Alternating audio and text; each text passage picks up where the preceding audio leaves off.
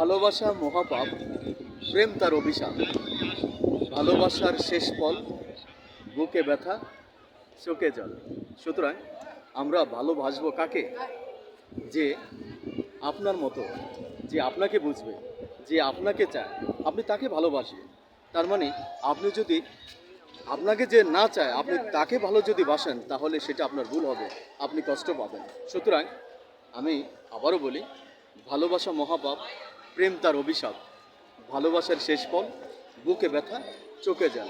আমরা এমনভাবে ভালোবাসবো, আল্লাহ যেমন রাসূলকে ভালোবেসেছিলেন, ঠিক তেমনি আমরা অন্তর দিয়ে, অন্তরের অন্তরস্থল দিয়ে আমরা ভালোবাসবো এমন মানুষকে, যার সাথে আপনার হাসর হবে, জান্নাত হবে।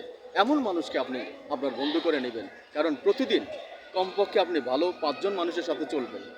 আপনি যদি 1 ক্লাসে পড়েন, আপনি চেষ্টা করবেন 2 ক্লাসের লোকের সাথে চলাফেরা করার জন্য, তাহলে আপনি তার থেকে অনেক কিছু জানতে পারবেন। আর যদি আপনি 1 ক্লাসে পড়েন, আপনি যদি চলেন একদম নিচের ক্লাসের মানুষের সাথে, তাহলে আপনি কী শিখবেন? সুতরাং আপনি এমন লোকের সাথে চলবেন যাদের কাছ থেকে আপনি ভালো কিছু শিখতে পারবেন এবং যাদের কাছ থেকে দিনের কথা জানতে পারবেন। তাহলে আপনি আপনার জীবনটা সফল হবে, ভালো হবে। সবাই ভালো থাকবেন। আমার কথাগুলো রাগ করবেন না, বুঝে নেবেন। আল্লাহ যেন সকলকে বোঝার তৌফিক দান করেন। আল্লাহ হাফেজ।